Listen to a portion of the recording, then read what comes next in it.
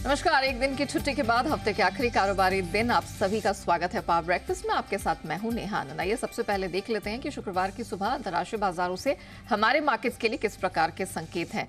तो शुरुआत तो हरे नोट पर हुई है दमदार स्ट्रेंथ। एसजीएक्स निफ्टी 50 अंक के करीब ऊपर है, 19,200 के करीब ट्रेड होता हुआ। डाउ फ्यूचर्स की बात करें तो बिल्कुल फ्लैट ट्रेड हो रहा है, इनफैक्ट रिकवरी आप कहेंगे यहाँ पर कुछ देखने को मिल रही है। नैस्डैक फ्यूचर्स की अगर बात की जाए तो 29-30 अंकों की स्ट्रेंथ यहाँ पर दिखाई दे रही है।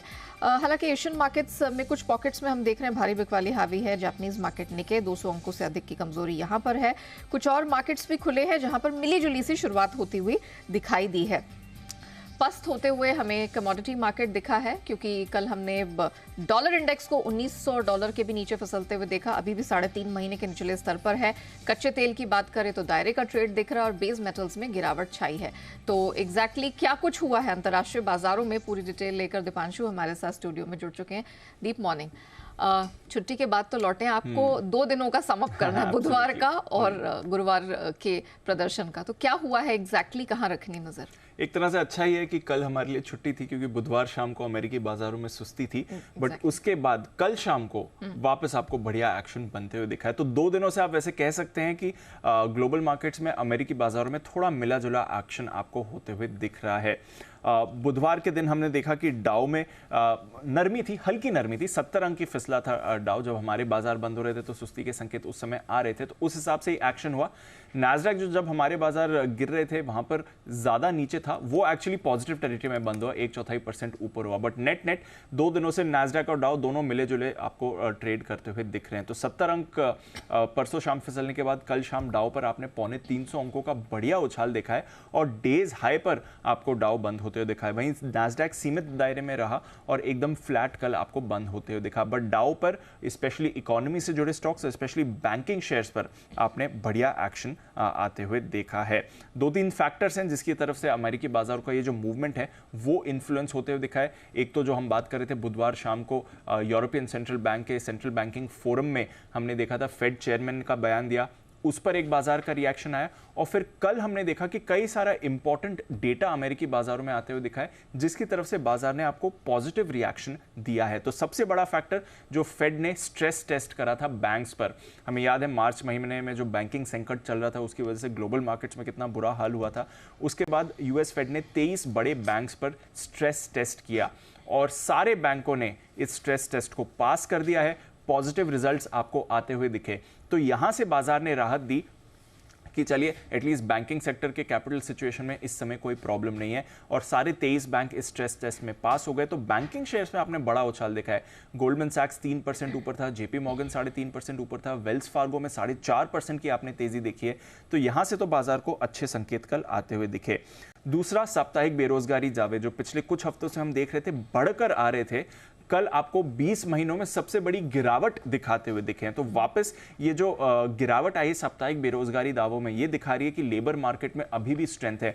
अगले हफ्ते हमें ऑफकोर्स जॉब्स डेटा आते हुए दिखेगा तो वहां पर बाजार ज्यादा रिएक्शन देंगे, बट यहां से भी बाजारों ने एक अच्छा संकेत दिया है। तीसरा फैक्टर जो इनका जीडीपी डेटा है Q1 का, ऑलरेडी आ चुका है, रिवाइज्ड वर्जन आ चुका है। फाइनल जीडीपी डेटा आपके लिए कल आते हुए दिखा और यहां पर हमने देखा कि 1.3% से बढ़कर ये 2% किया गया। तो बहुत ही बड़ा उछाल था। मार्केट एक्सपेक्ट कर रही थी कि 1.3% का 1.4% होगा, बट ये सीधा रिवाइज होकर 2% आते हुए दिखा। तो इकोनॉमी में जो स्ट्रेंथ है वो आपको क्लियरली दिख रही है। आपको याद होगा जब हम बुधवार सुबह भी बात कर रहे थे तो उससे पहले जो अमेरिका में 3 इंपॉर्टेंट डेटा आए थे, तीनों ही काफी पॉजिटिव रहे थे।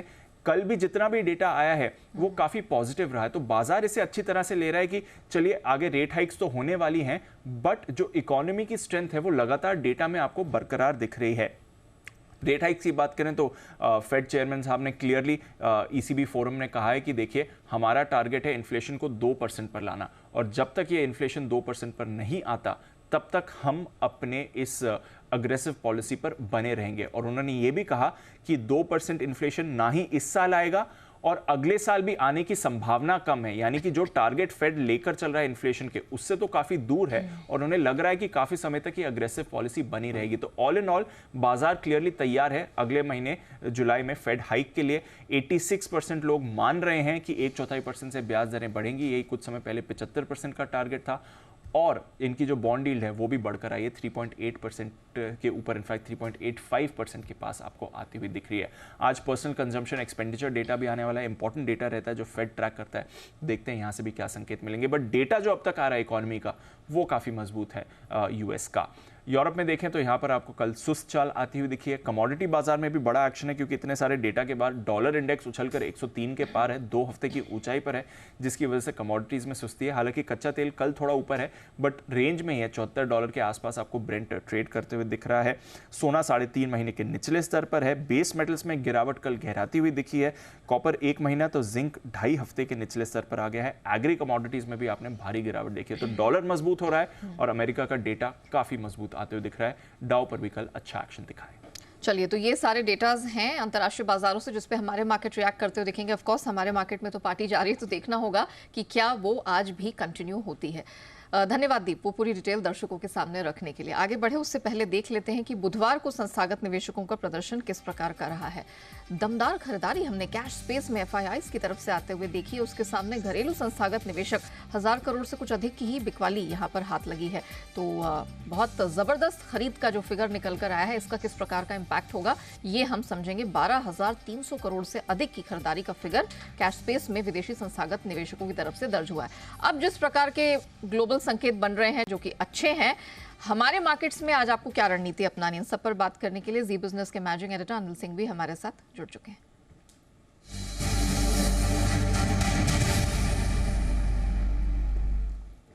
सर मॉर्निंग, हम तो पार्टी वाले मोड में हैं। रिकॉर्ड हाइज चौतरफा यहाँ पर देखने को हमारे मार्केट्स में मिले हैं। नई सीरीज की शुरुआत सर कैसी दिखाई दे रही है? निफ्टी बैंक निफ्टी में क्या करना है आज? Good morning Neha. देखिए, संकेत तो बहुत ही बढ़िया है। 2 दिनों के जो संकेत ग्लोबल मार्केट में आ रहे हैं वो काफी मजबूती के हैं। हमारे यहाँ मंथली सीरीज जून की जो खत्म हुई है बुधवार को बड़े मजबूत नोट पर खत्म हुई है। लाइफ हाई पर हम इंट्राडे में क्लोजिंग बेसिस पर बंद हुए निफ्टी और सेंसेक्स में। बैंक निफ्टी ने कुछ ही पॉइंट्स से लेकिन लाइफ हाई बनाया है। इसके अलावा डेटा जो आ रहे हैं एफआईआई की तरफ से वो अच्छी खरीदारी के हैं। तो मेरे ख्याल से ऐसा कोई फैक्टर है नहीं जिसके दम पर आपको थोड़ी चिंता हो या फिर ये लगे कि बाजार खराब होने चाहिए। उस लिहाज से मुझे लगता है कि तेजी का रुझान बरकरार रहेगा। आज भी हम नई सीरीज की शुरुआत मजबूती के साथ करेंगे और जो बेस है बाजार का अब धीमे धीमे ऊपर की तरफ शिफ्ट होता हुआ नजर आएगा। ये आप मान कर सकते हैं। 18,660, 18,690 ये अब आपके लिए मजबूत सपोर्ट का काम करेगा निफ्टी पर। आज के लिए थोड़ा सा दूर का रेंज है लेकिन बड़े मूव के बाद रेंज आपको लिए थोड़ी सी दूर की आती हुई दिख रही है। जहाँ तक हायर लेवल का सवाल है, प्रॉब्लम ये है कि 19,025 के ऊपर निकलकर बाजार ट्रेड करना शुरू करता है तो कोई भी हायर लेवल साफ विजिबल नहीं है और उसके ऊपर खुलेंगे हम आराम से खुलेंगे। और ये मैं इसलिए कह रहा हूँ कि एक तो एक 19,025 उस लेवल के आसपास आप ऑलरेडी नए लाइफ हाई पर पहुंच जाएंगे। चलो नए लाइफ हाई पर हैं फिर भी कोई दिक्कत नहीं, लेकिन आगे के डेटा जो एफएनओ के हैं बिल्कुल नहीं के बराबर है क्योंकि नई सीरीज की शुरुआत वीकली सीरीज की शुरुआत आज से हो रही है। तो ऊपर का क्या लेवल हो सकता है वो कहना मुश्किल है। तो बेहतर यही है कि आप अपने स्टॉक लॉस ट्रेल करते चले और लॉन्ग पोजीशन में बरकरार रहे। हो सकता है 19,150, 19,200 की तरफ बढ़ने की कोशिश निफ्टी कर सकता है। बैंक निफ्टी का जहाँ तक सवाल है, हमने कुछ सेकंड के लिए और कुछ पॉइंट्स से बुधवार को लाइफ हाई बनाया है 44,508 का। एक बार सपोर्ट के तौर पर 44,125, 44,175 ये आज के लिए मजबूत सपोर्ट का काम करेगा और 44,500 के आसपास हल्की फुल्की रुकावट है। एक बार अगर उसको पार करके निकले ठीक है तो फिर बैंक निफ्टी भी 45,000 की तरफ जाने की कोशिश कर सकता है। उससे पहले 44,425, 44,500 की रेंज है जो आपके लिए एक बार की ऊपरी रेंज का काम कर सकती है और 44,500, 550 को पार करके टिकने पर बैंक निफ्टी भी नई रेंज में जाने की कोशिश कर सकता है। तो ओवरऑल खरीदारी के रुझान के साथ बने रहना चाहिए। इतना कम गैप के साथ मिले आपको शुरुआत होती दिखे या एकदम बुधवार के लेवल के आसपास भी शुरुआत होती दिखे तो वहां पर आपके लिए खरीदारी के मौके होंगे। वेरी वेल सर, धन्यवाद बताने के लिए दर्शकों को कि यहाँ से अब करना क्या है। तो पार्टी जारी रहने वाली है और यहाँ पर आपको बिल्कुल खरीद की पोजीशन में बने रहना है। सर ने कहा बस अपना स्टॉप लॉस आप ट्रेल करते चलें।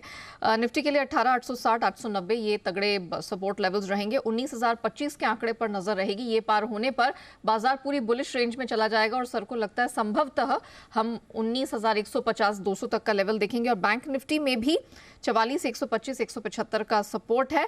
44,500 एक रेजिस्टेंस हो सकता है। इसको पार करने के बाद अगला पड़ाव सीधा 45,000 का दिख रहा है। आइए जानते हैं खबरों के दम पर किन स्टॉक सेक्टर्स में दिखेगा एक्शन। वरुण हमारे साथ पूरी डिटेल लेकर जुड़ चुके हैं। वरुण, मॉर्निंग। महत्वपूर्ण ट्रिगर्स आज के लिए और स्टॉक से न्यूज की लिस्ट क्या कहते हैं? आज आप मुस्कुरा रहे हैं फ्राइडे की वजह से। फ्राइडे तो वही साथिया, सबसे बड़ा ट्रिगर आपके लिए है क्योंकि रोज सुबह आप बोलती है कि सिंगापुर निफ्टी, आज आखिरी बार बोलेंगे सिंगापुर निफ्टी। एग्जैक्टली, मंडे से तो आप बोलेंगे गिफ्टी हो जाएंगे। हाँ, गिफ्ट निफ्टी हो जाएगा। तो वो एक सबसे इंपॉर्टेंट ट्रिगर है। उसके अलावा अगर आप देखेंगे तो आधार पैन लिंक करने का आज आखिरी दिन है, तो यहाँ पे आप नजर रखिएगा, आपके लिए इंपॉर्टेंट है। विप्रो बायबैक जो है आज बंद होने वाला है। 22 तारीख को ये खुला था। आदित्य बिरला कैपिटल QIP का इशू प्राइस के लिए आज बोर्ड की बैठक है।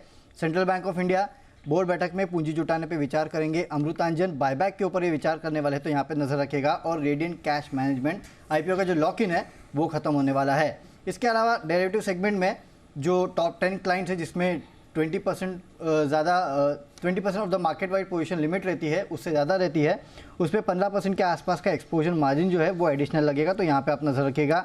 तो बेसिकली FNO बैन वाले स्टॉक्स पे इम्पैक्ट होगा।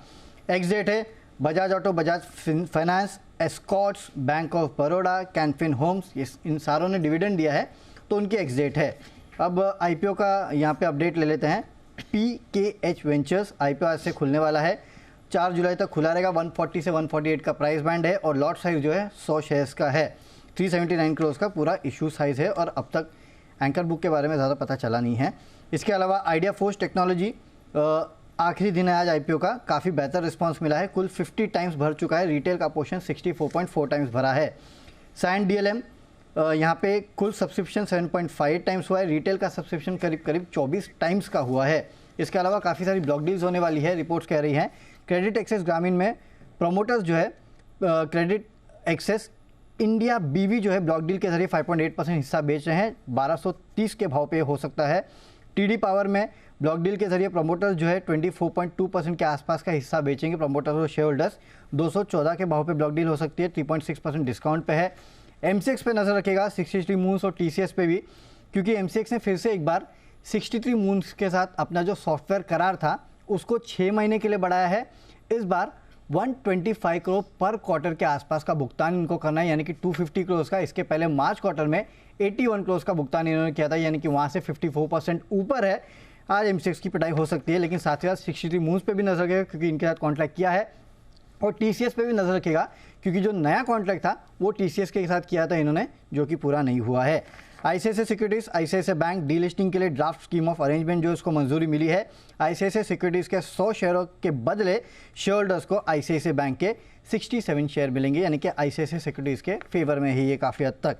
BPCL बोर्ड ने राइट इशू के जरिए पूंजी जुटाने को मंजूरी दी है। करीब 18,000 करोड़ ये जुटाएंगे।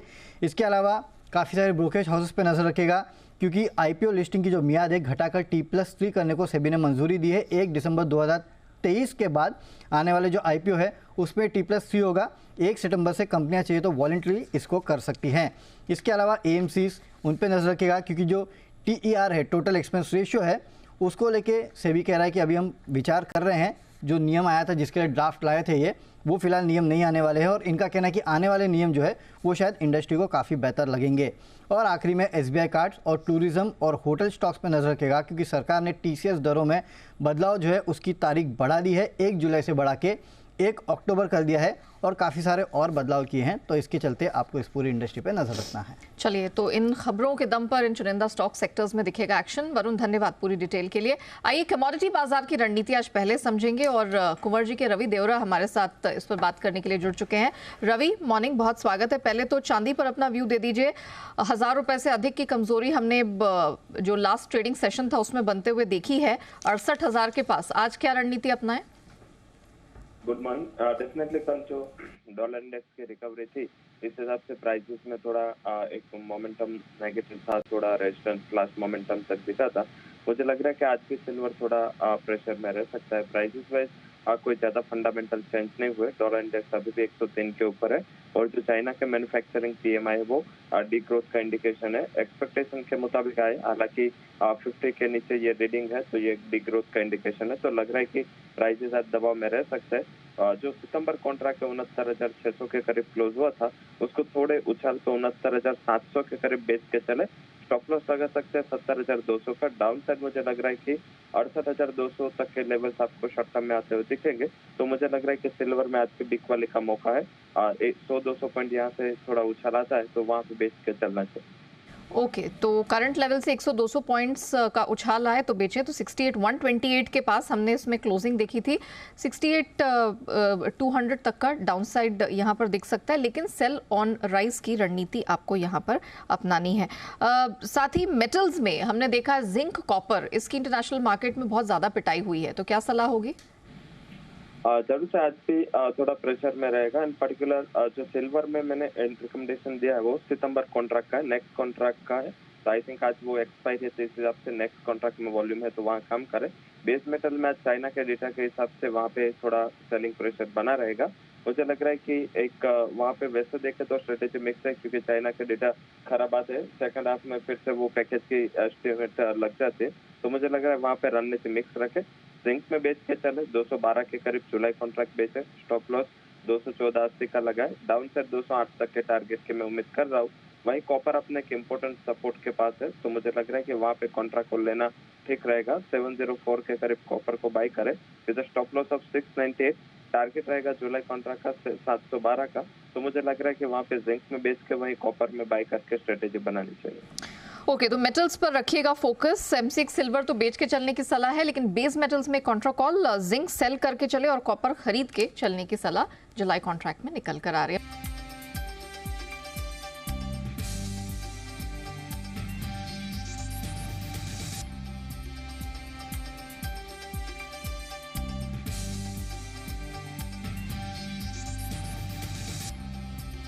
आइए बात करते हैं एफआईआर यानी एफआई इन्वेस्टमेंट रिपोर्ट्स की और देख लेते हैं कि विदेशी ब्रोकरेजेस के आज किन शेयरों पर नजर है। वरुण हमारे साथ बने हुए हैं। वरुण, बताइए जरा कौन कौन से स्टॉक्स पे है नजर? देखिए, सबसे पहले तो एमसीएक्स जो कि आज सबसे ज़्यादा फोकस में रहने वाला है। मॉर्गन स्टैनली अभी भी अंडरवेट का कॉल दे रहा है, 1125 के लक्ष्य दे रहे हैं।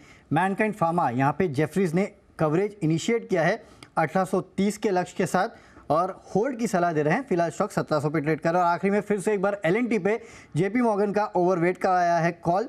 प्राइस टारगेट 2570 से बढ़ा के 2900 का दिया है। ये स्टॉक्स हैं जो खास हमारे रेडार पर रहेंगे, क्योंकि विदेशी ब्रोकरेजेस की भी है इन पर नजर। धन्यवाद वरुण पूरी डिटेल के लिए। इसी के साथ पावर ब्रेकफास्ट को यहीं रैप अप करते हैं, लेकिन बने रहिएगा जी बिजनेस के साथ।